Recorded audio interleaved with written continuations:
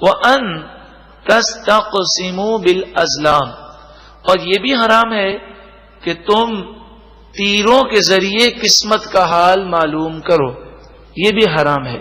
اس آیت کریمہ کے تحت معلوم ہوا کہ جو روڈ پر طوطا لے کر بیٹھ جاتے ہیں اور طوطے کے ذریعے قسمت کا حال بتاتے ہیں، فال نکالتے ہیں، یہ حرام ہے۔ اسی طرح قسمت کے حال معلوم کرنے کے لیے پرچیاں پھینکی جاتی ہیں، یہ بھی حرام ہے۔ زمانے جاہلیت میں اس طرح کرتے کہ وہ تیر بناتے، لکڑی کے تیر، وہ تیر لوہے کے نہ ہوتے، لکڑی کے ہوتے، ان لکڑی کے تیروں پر وہ لکھتے افعل لا تفعل، افعل کے معنی تو یہ کام کر، لا تفعل کے معنی تو یہ کام نہ کر، اور ایک تیر کو خالی چھوڑتے۔ اب انہیں سفر کرنا ہوتا تو وہ تینوں تیروں کو زور سے پانی میں پھینکتے۔ آپ جانتے ہیں کہ لکڑی کو زور سے پھینکے تھوڑی دیر کے لیے وہ پانی کے اندر چلی جاتی ہے، پھر دوبارہ ابھر کر آتی ہے۔ تو جب یہ تیر ابھر کر آتے تو جو سب سے پہلے ابھر کر آ جاتا اس کو اٹھا لیتے۔ اب لکھا ہوتا افعل تو سمجھ جاتے کہ سفر مجھے کرنا ہے، سفر صحیح ہوگا، اور اگر وہ تیر نکلتا جس پر لکھا ہو لا تفعل تو وہ سفر نہ کرتے اور سمجھتے کہ اگر سفر میں جائیں گے تو نقصان ہوگا، کہ لا تفعل کے تو معنی ہے کہ تو یہ کام نہ کر، اور اگر تیر وہ نکلتا جو خالی ہوتا تو پھر دوبارہ وہ تیروں کو پھینکتے۔ اس عمل سے وہ بدشگونی لیتے۔ تو اصل میں بدشگونی لینا حرام ہے۔ بدشگونی کے معنی یہ ہے کہ اب وہ سفر پہ بھی جاتے بالفرض مجبوری میں، تو اسی فکر میں ہوتے تیر جو نکلا تھا اس میں تو تھا کہ یہ سفر نہ کرو، اور ہم سفر کر رہے ہیں، نقصان ہوگا۔ تو بدشگونی نبی اکرم صلی اللہ علیہ وآلہ وسلم نے حرام قرار دی۔ بدشگونی کی مثال ہمارے عرف میں یہ ہے کہ کالی بلی ہمارے آگے سے نکل جائے تو لوگ وہم کرتے ہیں کہ جی کوئی نقصان ہوگا۔ اچھا، یہاں پر یہ بات یاد رکھیں کہ جب آدمی برا بدشگونی لیتا ہے یا کوئی غلط وہم کرتا ہے تو جیسا وہ سوچتا ہے سزا کے طور پہ بسا اوقات ویسا ہی کر دیا جاتا ہے۔ تو یہ بلی کے گزرنے کی وجہ سے نہیں ہوا، اس حرام کام کی وجہ سے ہوا کہ اس نے بدشگونی کی، اس لیے اسے نقصان ہو گیا۔ تو ہمیں وہم سے بچنا چاہیے اور بدشگونیاں نہیں کرنی چاہیے۔ استخارہ جہاں تک تعلق ہے، استخارہ کے معنی ہے خیر کو طلب کرنا، اور استخارہ ہمیشہ جائز کاموں کے متعلق ہوتا ہے۔ دو جائز کام ہیں، سفر پہ جانا بھی جائز ہے اور سفر پہ نہ جانا بھی جائز ہے۔ تو استخارہ کیا کہ نہ جانا بہتر ہے کہ جانا بہتر ہے۔ استخارے کو حدیث پاک میں فرمایا یہ اللہ تعالیٰ سے مشورہ کرنا ہے۔ اس کا سب سے بہترین طریقہ یہ ہے، حدیث پاک میں جو استخارے کی دعا ہے، اس دعا کو رات کو سونے سے پہلے 2 رکعت نفل پڑھ کے 7 مرتبہ سورہ فاتحہ اور 11 مرتبہ درود پاک پڑھ کے اس دعا کو پڑھیں اور اس کا ترجمہ پڑھیں اور اس کے معنی پر غور کریں اور سو جائیں۔ 7 دن تک یہ استخارہ کریں، خواب میں آپ کو کچھ سمجھ میں آئے یا نہ آئے، اس دعا کی یہ برکت ہے کہ اگر یہ کام غلط ہوگا، نقصان دہ ہوگا تو آپ یہ کام کر ہی نہیں سکیں گے، اور اگر بہتر ہوگا تو اس کے لیے آپ کی راہیں کھل جائیں گے۔ لوگ دوسروں سے استخارہ کراتے ہیں، تو استخارہ خود کرنا چاہیے۔ جی ہم تو گناہگار ہیں، سیاہکار ہیں، تو اللہ تبارک و تعالی تو گناہگاروں کی دعائیں بھی قبول فرماتا ہے۔ استخارہ تو دعا مانگنے کا طریقہ ہے، خود استخارہ کریں۔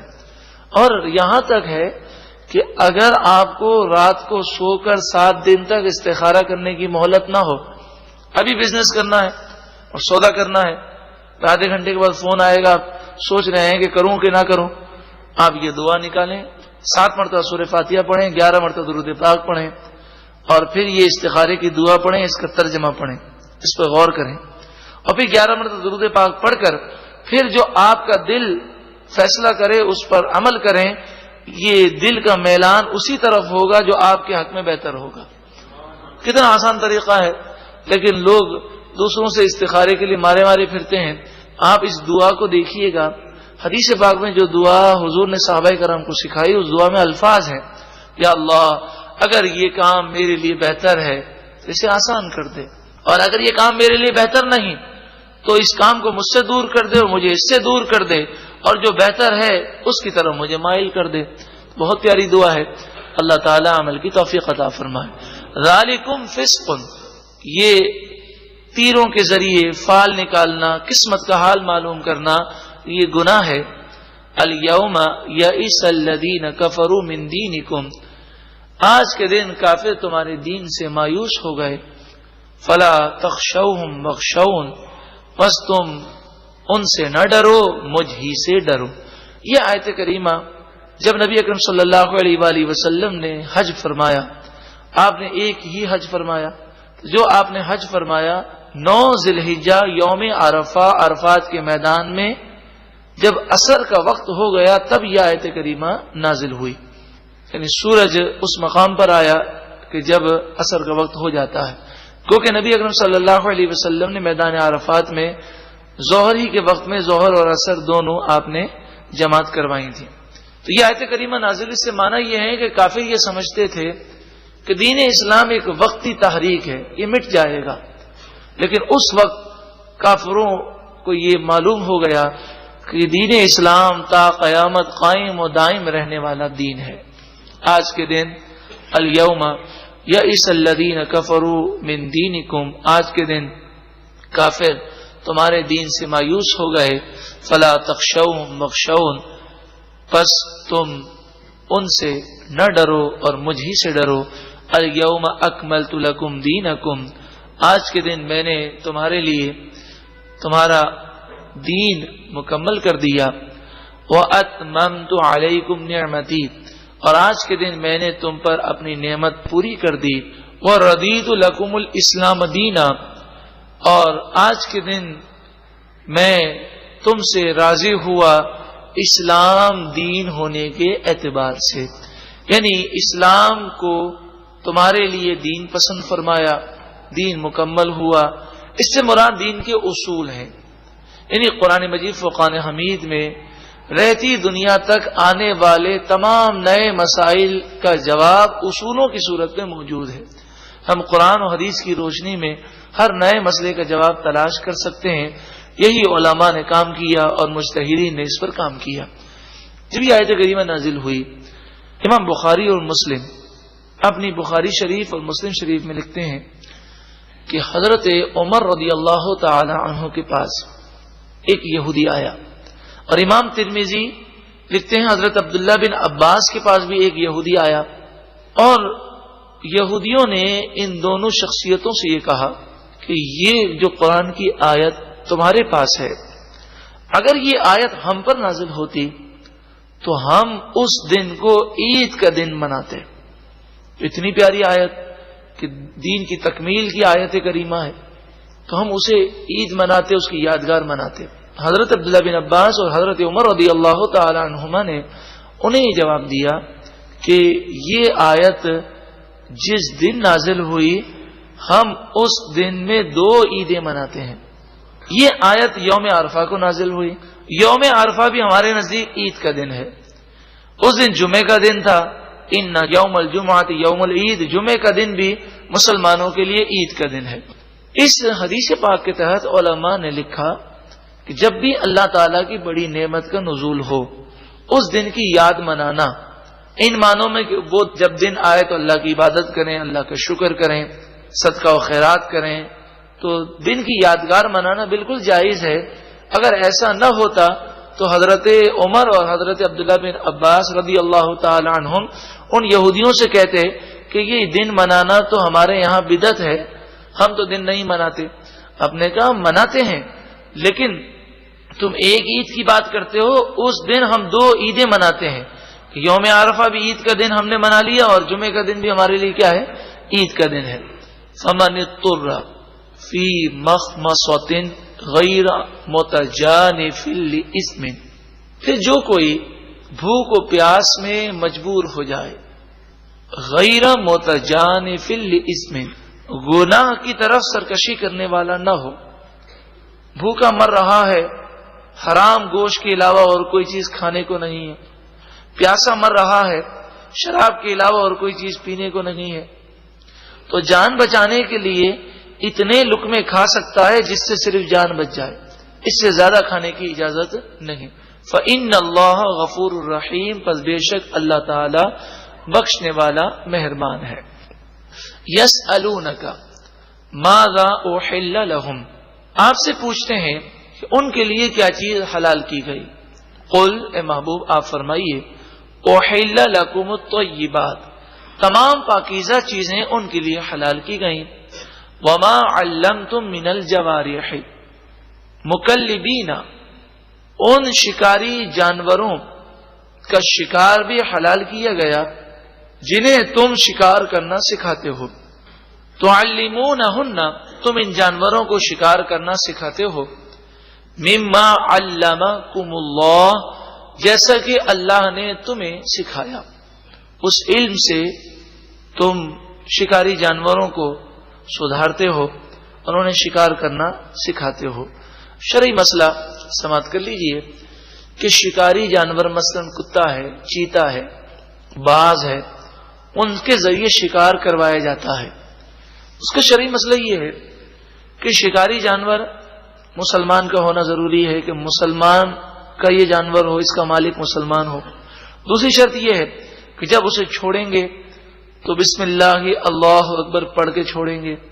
تیسری شرط یہ ہے کہ وہ شکاری جانور کسی شکار پر حملہ کرے گا تو وہ جانور سدھرا ہوا ہو، شکاری جانور، یعنی اتنا ٹریننگ یافتہ ہو کہ جب مالک چھوڑے تبھی حملہ کرے، اور وہ جا رہا اور مالک واپس بلائے تو وہ شکار کو چھوڑ کے واپس آ جائے. اتنا ٹریننگ یافتہ ہو اور شکار کو زخمی کرنے کے بعد خود نہ کھائے بلکہ مالک کے لیے چھوڑ دے. تو ایسی صورت میں اگر مالک مرنے سے پہلے اس شکار تک پہنچنے میں کامیاب ہو جائے تو بسم اللہ اللہ اکبر پڑھ کر اسے ذبح کرنا ضروری ہے. اور وہ جانور مر جائے تو چونکہ شکاری چیتے کو یا شکاری باز کو جب چھوڑا گیا تو اللہ کا نام لیا گیا تو اس صورت میں وہ جانور حلال ہوگا.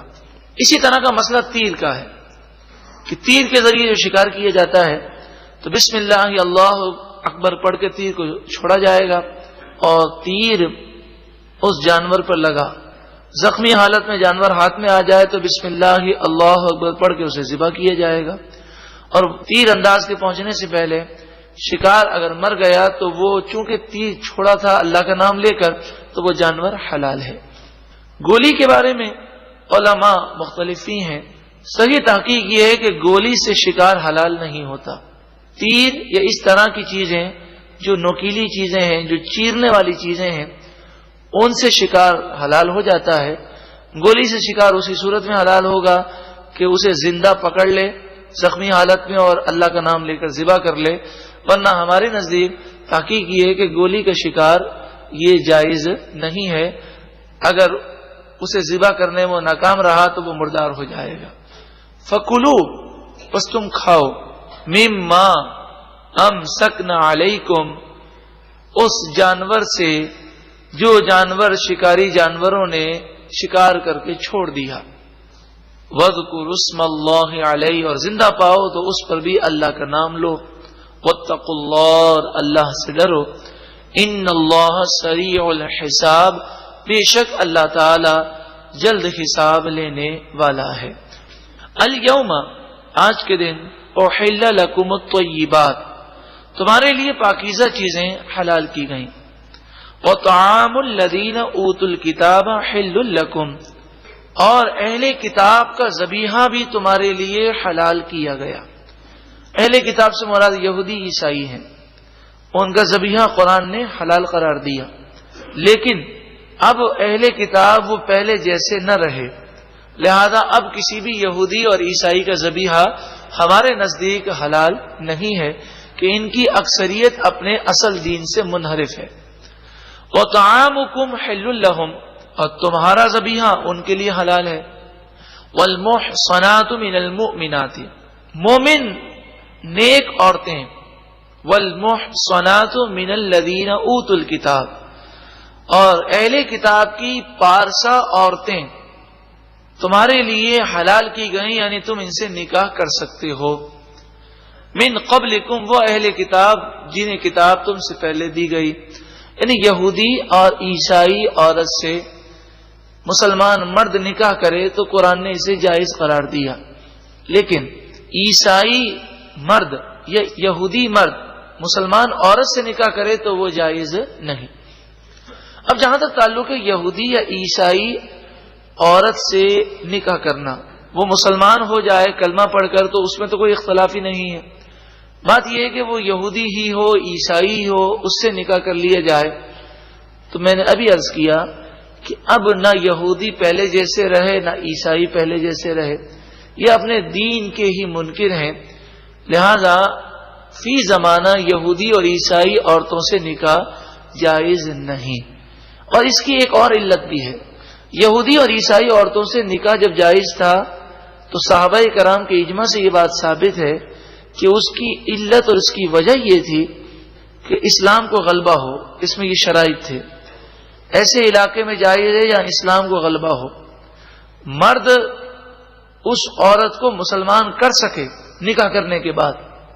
لیکن اب تو یہ ہو رہا ہے کہ اگر کوئی یہودی عیسائی عورت سے نکاح کرتا ہے تو بسا اوقات وہ مرد بھی یہودی عیسائی بن جاتا ہے، اور اگر اس کا ایمان بچ جاتا ہے تو اس کی اولاد اپنے ماں کے دین پر ہوتی ہے۔ اسی لیے حضرت عمر رضی اللہ تعالیٰ عنہ نے اپنے دور میں یہودی عیسائی عورتوں سے نکاح کرنے سے منع کر دیا اور فرمایا کیا تم یہ پسند کرتے ہو کہ تمہارے بچے یہودی یا عیسائی عورت کی گود میں پلیں؟ کیا تم یہ پسند کرتے ہو؟ تو آپ نے اس سے منع کیا، فی زمانہ یہ ہرگز جائز نہیں۔ اذا آتیتموہن، عورتیں اس وقت حلال ہیں جب تم انہیں ادا کر دو اجورہن، ان کا مہر۔ مراد یہ ہے کہ مہر جو مقرر کیا ہے وہ ادا کرنا لازمی ہے۔ محسنین، نکاح کی قید میں لاتے ہوئے، غیر مسافحین، نہ کہ زنا کرتے ہوئے، ولا متخذی اخدان، اور نہ ہی خفیہ دوست بناتے ہوئے، کیونکہ پیچھے ذکر تھا کہ مسلمان پارسا عورتیں تمہارے لیے حلال ہیں، تو اب یہ بتایا جا رہا ہے حلال کس صورت میں ہے؟ محسنین، نکاح کی قید میں لا کر حلال ہے، زنا کرتے ہوئے حلال نہیں ہے، یہ خفیہ دوست بناتے ہوئے حلال نہیں ہے۔ تو اعلانیہ زنا بھی حرام ہے، پوشیدہ زنا بھی حرام ہے، کسی نامحرم عورت سے تنہائی میں ملاقات کرنا بھی حرام ہے، اس سے بغیر شرعی اجازت کے گفتگو کرنا، ہنس ہنس کے باتیں کرنا، نامحرم عورت سے دوستی کرنا، یہ سب حرام اور جہنم میں لے جانے والے کام ہیں۔ وَمَن يَكْفُرْ بِالْإِيمَانِ، اور جو کوئی ایمان کے ساتھ انکار کرے یعنی ایمان کو چھوڑ دے، فَقَدْ حَبِطَ عَمَلُهُ، پس اس کے تمام اعمال برباد ہو گئے، وَهُوَ فِي الْآخِرَةِ مِنَ الْخَاسِرِينَ، اور وہ آخرت میں نقصان اٹھانے والا ہوگا۔